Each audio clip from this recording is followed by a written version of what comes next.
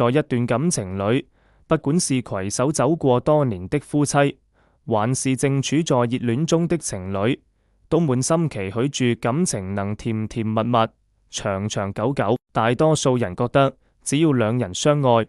每天膩在一起，互相閱住甜言蜜語，遇到事宜能相互包容，那感情就一定能堅如磐石。可是現實往往沒那麼簡單，即便感情深厚，也有一些潛藏的暗礁，稍不留意就可能讓愛情的小船晃蕩起來，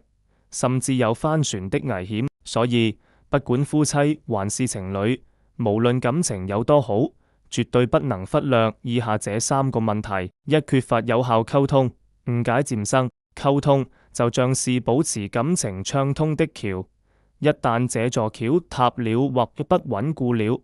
誤解和矛盾就會悄悄冒出頭來。就越我朋友阿強和他的妻子吧，他們結婚很久了，一直被大家看作是夫妻中的楷模。但就算感情再好，如果不注重溝通，小問題也能變成大矛盾。阿強工作很忙，常常晚上加班回家，他太太很體貼，每晚都準備宵夜等他。但有一天，妻子因為身體不舒服早睡了，所以沒有準備宵夜。阿強回家沒看到宵夜，心裏就琢磨住妻子是不是對他有意見。第二天，妻子覺得阿強對他冷淡，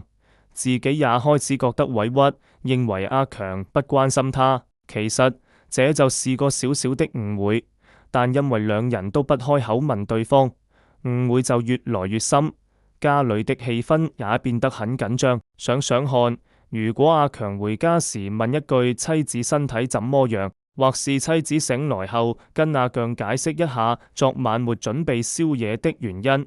哪裏還會有後來的誤會和矛盾呢？所以不管感情有多好，溝通都是不可或缺的。缺少了溝通，再小的事情都可能鬧出大問題來。而忽視個人成長，漸行漸遠，愛情確實是生活中的重要部分，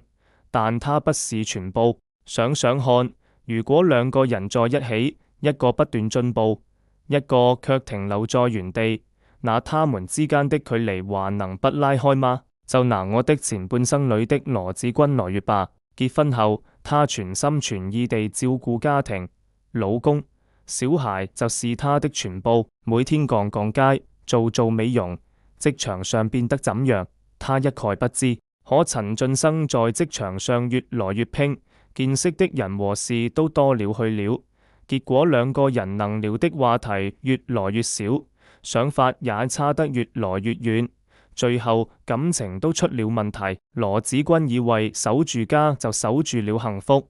但她沒意識到自己不進步，對老公來說，他的吸引力就慢慢沒了。其實這就是給所有夫妻情侶的一個提醒，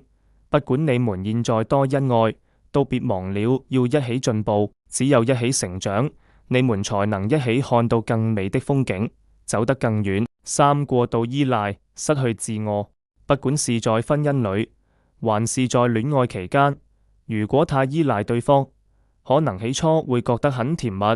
但時間一長，問題就來了。我以前就是這樣，特別黏男友，不管去哪做什麼，都想跟他一起，甚至連當個小決定都要問他。剛開始，男友覺得我挺依賴他的，還蠻可愛，但慢慢地，他開始覺得我太沒主見，讓他覺得很累。而我呢，也因為太把男友當中心，他一旦忙起來，沒空理我就變得特別焦慮，情緒也糟糕透了。後來我才明白，這樣下去不行，我得找回自己的生活。於是我開始重新和朋友聯繫，找些自己喜歡的事做，不再整天圍住男友轉。結果男友發現我變得更有魅力了，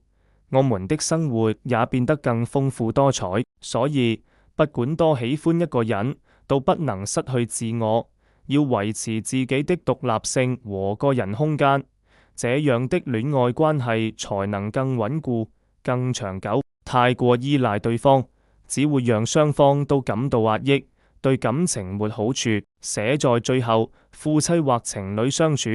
是一門需要用心鑽研的藝術，即便此刻愛意正濃，也千萬別忽視溝通、成長與自我獨立這三個關鍵。多站在對方角度想想，有話好好說，別停下追求進步的腳步，一起成長。永遠記得愛自己，保持獨立人格，如此愛情才能經得住歲月的打磨，